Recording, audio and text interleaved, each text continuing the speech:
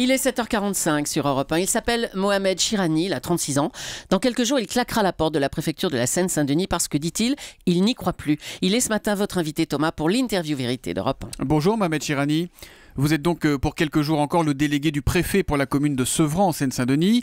En principe, votre mission devait durer encore un an, mais en début de semaine, vous avez écrit un billet sur le site de Huffington Post, billet intitulé « Monsieur le préfet du 93, je démissionne car la situation est grave ». C'est curieux ça comme phrase, démissionner car la situation est grave, on pourrait traduire ça par « je baisse les bras parce que je suis impuissant ». Non, pas du tout, au contraire.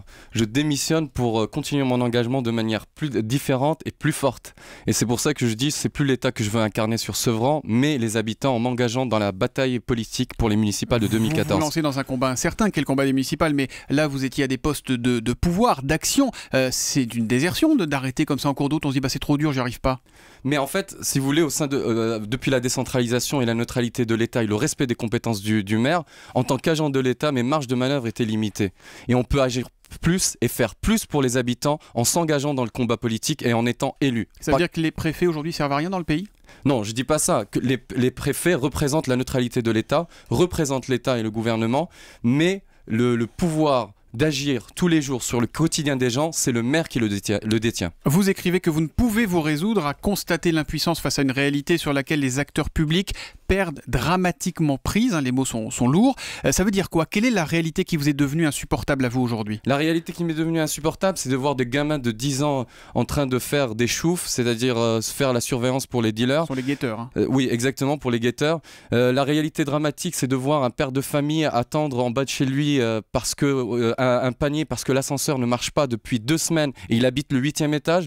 La réalité difficile, c'est une femme que j'ai croisée il y a 2 semaines et qui me dit qu'elle a une baguette pour vivre tous les 3 jours parce qu'elle a mis son époux retraité dans une chambre médicalisée et elle est écrasée par les impôts locaux. C'est ça les réalités difficiles qui me poussent à m'engager plus loin. Mais ce qui est curieux, c'est que ce discours-là, il y a beaucoup de maires qui le tiennent aussi. Alors quoi, eux aussi sont impuissants ? Il y a certains qui ont perdu l'imagination, le volontarisme politique, qui sont usés par l'exercice du pouvoir. Mais il ne faut pas de l'imagination, il faut des moyens, il faut de l'argent, il faut des hommes. Il faut aussi de la compétence et du volontarisme politique, j'y crois. Par mon expérience de terrain, il y a plein de solutions qu'on n'a pas tentées, qu'on n'a pas encore essayées. Mais lesquelles? Qu'est-ce que vous... Admettons, voilà, vous êtes élu au mois de mars maire de Sevran, qu'est-ce que vous ferez de mieux que les autres? Alors, qu'est-ce que je ferai de mieux que les autres? J'écouterai plus les habitants, plus les citoyens. Il y aura une véritable participation. Parce que jusqu'à maintenant, dans la politique de la ville, on parle beaucoup de participation des habitants, mais c'est resté lettre morte. Et ça veut dire quoi, participation des habitants? Alors, pour que ça soit autre chose que des mots ou qu'un forum de quartier, c'est très bien les forums de quartier, on écoute, on entend les revendications, mais après, en termes d'action. Alors en termes d'action, c'est donner la capacité aux habitants d'agir. C'est ce que je dis, il ne faut plus donner du poisson aux gens, il faut leur apprendre à pêcher. Sortir d'une logique d'assistanat, se passer à une logique de responsabilisation. Et concrètement, cette femme qui s'achète une baguette de pain tous les 3 jours, comment vous l'aidez? Alors concrètement, comment vous lui apprenez à pêcher? Alors je vais vous dire par rapport à cette femme qui arrive plus, qui a acheté une baguette tous les 3 jours. Quand je lui ai dit à cette dame d'aller au secours catholique ou au Resto du Cœur, elle m'a dit elle est trop digne, elle peut pas y aller. Elle peut pas y aller parce que c'est une ancienne fonctionnaire. Elle aidait les gens avant, son époux aidait les gens et aujourd'hui elle m'a dit je ne peux pas me résoudre à faire la queue. Et en fait pour ces gens-là, on va faire la caravane de la solidarité. Et sur d'autres domaines, la caravane de la solidarité, c'est-à-dire qu'on ira chercher ces personnes-là et on leur apportera leur panier. En gros, vous faites la livraison des Restos du Cœur à domicile. Exactement. Et ça règle les problèmes? Non, en tout cas, ça réglera le problème de cette dame. Mais sur d'autres, par exemple sur Sevran, en matière de sécurité, je suis pour une police municipale armée montée à cheval.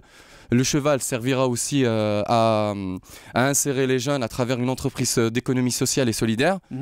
En matière de fiscalité, il faut baisser le parc HLM et augmenter la part de la classe moyenne parce qu'il y a une très forte concentration de population pauvre à Sevran malheureusement et de parcs HLM et c'est pour ça que je dénonce. On entend bien que vous déroulez votre programme municipal. Le maire sortant Stéphane Gatignon, lui il est Europe Écologie Les Verts, il est candidat à sa propre succession, mais il a l'air d'avoir les mêmes préoccupations que vous. L'an dernier il a fait une grève de la faim devant l'Assemblée nationale pour demander qu'on aide financièrement sa ville et les villes pauvres. Vous auriez pu faire un ticket avec lui finalement, vous avez les mêmes problèmes aujourd'hui.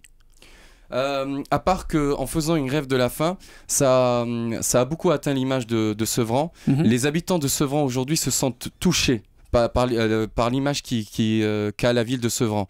D'ailleurs, entre les casques bleus et une grève de la faim en face de l'Assemblée nationale, donc c'est une ville pauvre, une ville insécure, et les propriétaires ont perdu beaucoup de la valeur de leurs biens immobiliers. Et les jeunes changent l'adresse de Sevran parce qu'ils n'arrivent plus à trouver d'emploi ou de stage. Ce qui arrive dans beaucoup de villes de banlieue malheureusement. Mohamed Chirani, vous dites aussi un point dans votre lettre au Huffington Post, qu'il y a d'un côté les blancs, de l'autre les autres. Alors parlons franchement, aujourd'hui dans les quartiers c'est l'apartheid économique, l'apartheid à la française, c'est ça la réalité que peut-être nous journalistes, que les politiques ne voient pas ?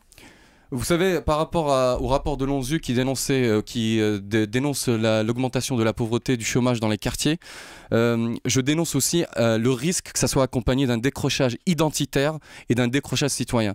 Vous savez, aujourd'hui, quand je me suis lancé avec mes amis dans le mouvement citoyen de Sevran...